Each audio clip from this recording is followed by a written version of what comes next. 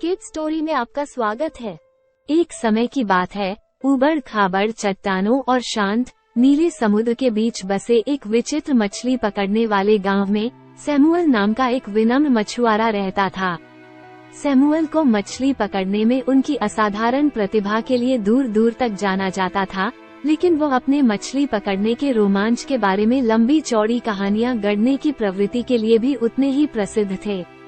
उनकी कहानियां समुद्र की मछलियों की तरह विविध थीं और वे प्रशंसनीय से लेकर पूरी तरह से काल्पनिक थीं।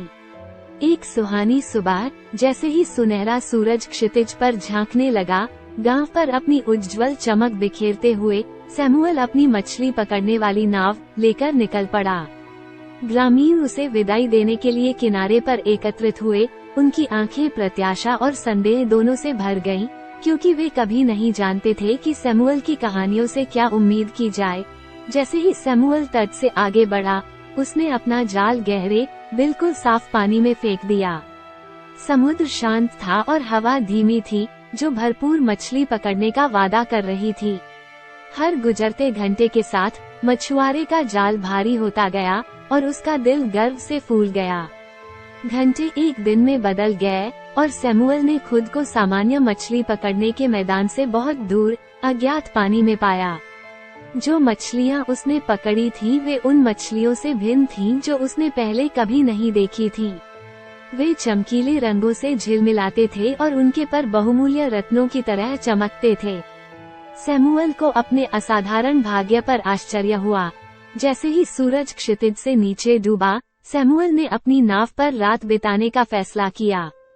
उसने लालटेन जलाई और मछली को देखा, जो लालटेन की हल्की चमक में नृत्य करती हुई प्रतीत हो रही थी।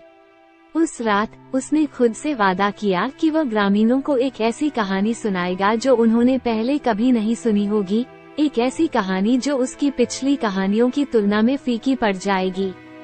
अगली सुबह सैमुअल गांव वापस चला गया। उसकी नाव पर चमत्कारिक मछली का बोझ था।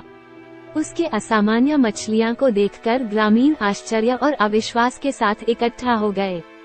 उन्होंने ऐसी मछलियां पहले कभी नहीं देखी थीं और उनके रंग और चमक ने उनकी सांसें छीन ली। आंखों में चमक के साथ सैमुअल ने अपनी कहानी बुनना शुरू कर दिया।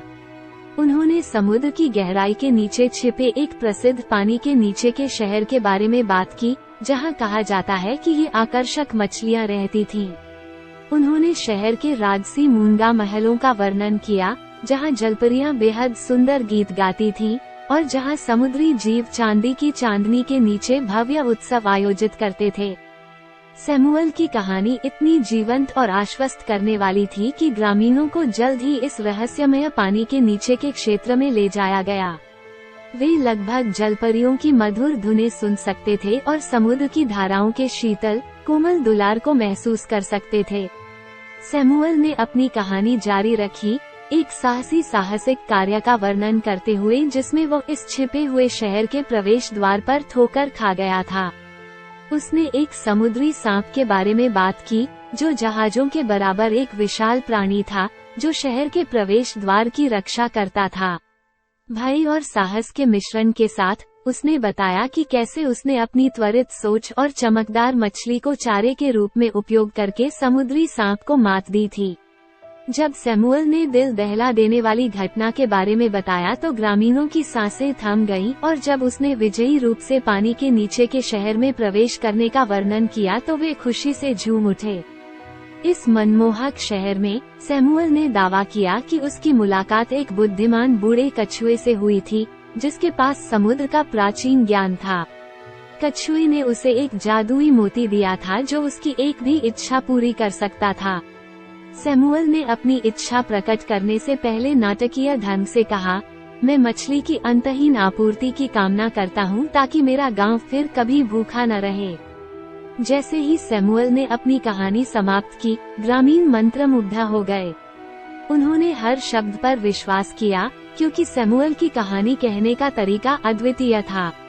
वे उस मछली को देखकर आश्चर्यचकित रह गए, जिसे अब पानी के नीचे शहर के जादू के जीवित प्रतीक के रूप में देखा जाता है, और उन्होंने सैमुअल को एक नायक के रूप में सम्मानित किया, जिसने उनके गांव की समृद्धि सुनिश्चित की थी।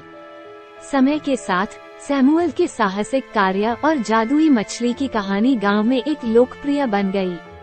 आसपास के गांवों से लोग उनकी कहानियां सुनने के लिए आते थे और प्रचुर मात्रा में मछलियां पकड़ने के परिणामस्वरूप गांव समृद्ध हुआ।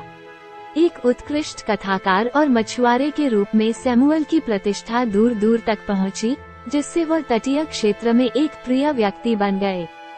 और इसलिए सैमुअल ने मछली पकड़ना और अपनी कहानियां सुनाना जारी रखा। प्रत्येक कहानी पिछली से अधिक काल्पनिक थी।